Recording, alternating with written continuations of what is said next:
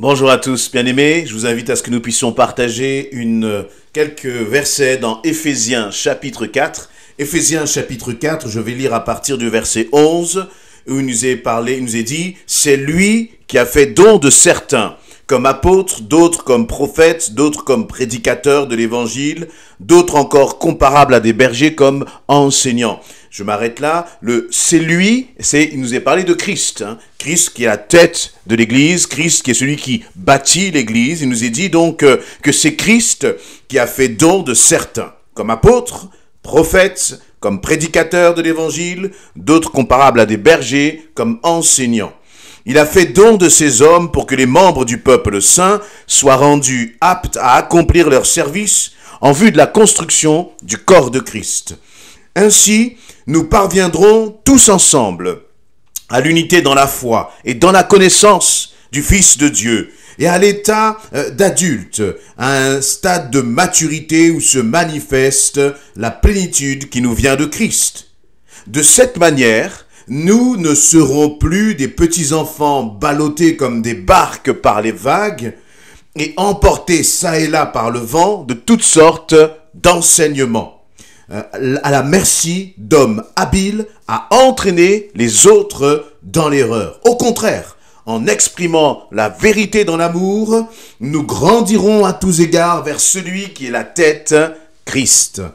C'est de lui que le corps tout entier tire sa croissance pour s'affermir dans l'amour, sa cohésion et sa forte unité lui venant de toutes les articulations dont il est pourvu, pour assurer l'activité attribuée à chacune de ses parties. Amen. Voilà un passage sur lequel il y aurait beaucoup de choses à dire, mais ce que je voudrais partager là sur votre cœur, c'est cette question de la maturité spirituelle.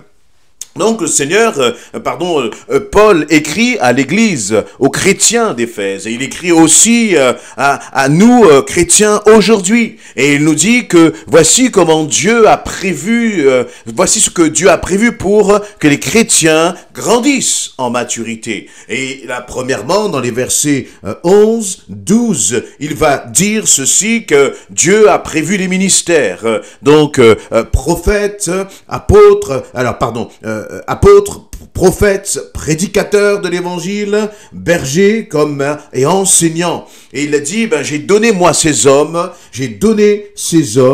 pour que les membres du peuple soient rendus aptes à accomplir leur service. Donc, ils ont un rôle précis, ces ministères dans l'Église ont un rôle précis, une mission précise. Ce n'est pas eux qui vont amener les gens au salut, mais une fois que les chrétiens sont sauvés, il y a besoin de les aider à grandir, de les accompagner. Alors, bien sûr, tu vas grandir par ta vie personnelle, par ton intimité avec le Seigneur, par ta vie de prière personnelle, dans le lieu secret, comme va nous dire Jésus, et puis tu vas grandir par le temps que tu vas passer à méditer la parole, c'est une partie. Mais ta croissance ne sera pas complète si tu n'es pas, si tu ne te mets pas au bénéfice de l'Église. Parce que l'Église est constituée, équipée par des ministères qui sont là pour t'aider à grandir.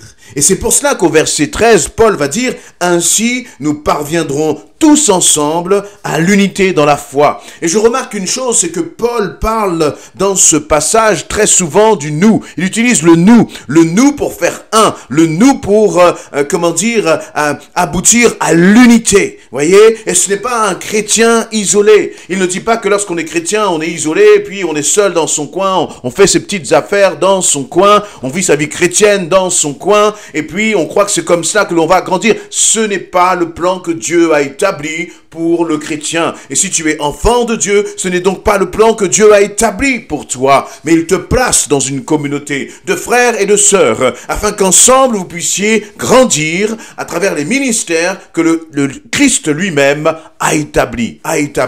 Et puis là, il va parler justement de quelque chose qui est fondamental pour toi et pour moi. Il va parler là de l'état adulte. Verset 13. Ainsi, nous parviendrons tous ensemble à l'unité dans la foi et dans la connaissance du Fils de Dieu, à l'état d'adulte, à un stade de maturité où se manifeste la plénitude qui nous vient de Christ. Et donc le Seigneur nous invite à grandir, nous invite à ne plus être des bébés spirituels, mais à grandir en maturité. Et encore une fois, il le fait par l'Église.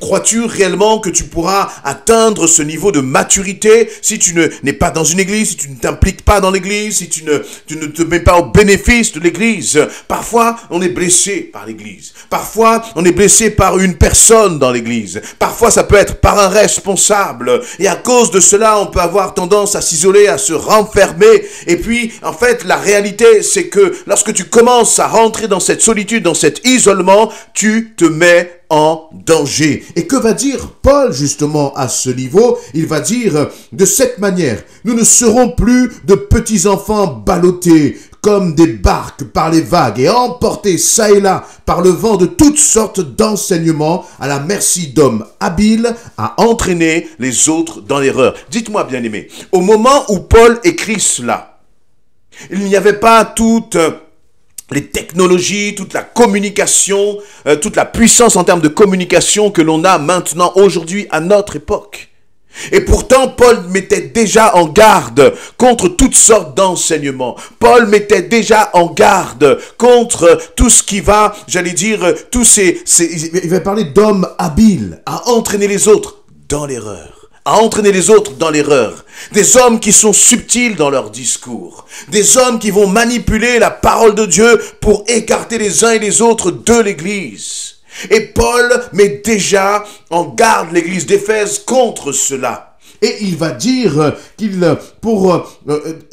dit, mais vous risquez d'être emportés par toutes sortes d'enseignements. Et c'était déjà là il y a 2000 ans. Aujourd'hui, à l'ère de l'Internet, où la technologie va si vite, où on reçoit tant d'enseignements, j'allais dire à la minute, nous devons encore plus faire attention. Faire attention. Parce que sinon, tu risques d'être entraîné par tout vent de doctrine. Et la première chose que l'ennemi va faire, c'est déjà de te déraciner de l'Église, de t'éloigner de l'Église. Et d'une façon subtile, parce qu'il nous est parlé là d'hommes habiles qui vont faire cela. Et c'est important d'être attaché à l'Église. Et laissez-moi vous dire que dans ce domaine, les fausses doctrines pullulent, les faux prophètes pullulent, les faux enseignements pullulent à notre époque. Et donc, en tant qu'enfant de Dieu, tu dois faire attention. Parce que sinon, eh bien, tu seras comme, il le dit là, comme un petit enfant ballotté dans une barque sur les vagues. Ta vie va être en danger. Ta vie spirituelle va être en danger. Et donc, ta vie tout entière va être en danger. Si tu ne fais pas attention, si tu ne restes pas attaché justement à l'Église, là où le Seigneur a posé les ministères. Et c'est intéressant de voir que dans ce domaine-là, parfois, nous avons peur de dénoncer. Nous avons peur de dénoncer ces faux prophètes. Mais lorsque je regarde comment Paul agit, si vous regardez dans 2 Timothée chapitre 2, eh bien, Paul va parler de deux hommes, Hyménée et Philette. Et il va dire, eh bien, voyez, il va dire, tels sont Hyménée et Philette. Des personnes là qui ont des discours creux et qui se sont détournés de la vérité et qui renversent la foi de quelques-uns. Dans 2 Timothée chapitre 2, donc verset 16 et 17, vous allez voir cela. Et c'est intéressant de voir que Paul donne les noms. Il dénonce 2 personnes, Hyménée et Philette. Et il dit à Timothée, fais attention à ces 2 hommes-là. Pourquoi est-ce que Paul dénonce ces hommes? Eh bien, parce que ces hommes sont des dangers pour l'Église. Ils sont des dangers là où le pasteur Timothée est en train d'exercer. Et donc, il ne fait pas de cadeau à ceux qui sont des loups au milieu du troupeau. Parce qu'ils écartent des hommes et des femmes de la foi, du véritable évangile, de l'évangile, j'allais dire, de la vérité, de l'évangile justement qui au contraire va honorer l'Église, de l'évangile qui va encourager le chrétien à s'engager dans l'Église, du chrétien de l'évangile qui va consister aussi à renforcer le lien de l'unité, à préserver le lien de l'unité que l'on peut avoir entre frères et sœurs, et pas commencer à regarder les autres, pas un évangile qui va commencer à t'amener à regarder les autres comme étant faux, comme étant menteur, comme n'ayant pas la vérité, et puis finalement tu vas t'isoler et te retrouver dans un groupe. Et depuis quelque temps, j'entends des frères et des sœurs qui sont déstabilisés dans leur foi. Déstabilisés dans leur foi. Parce qu'ils commencent à écouter des mensonges d'un faux évangile. Et ils sont en danger. Ils sont en danger.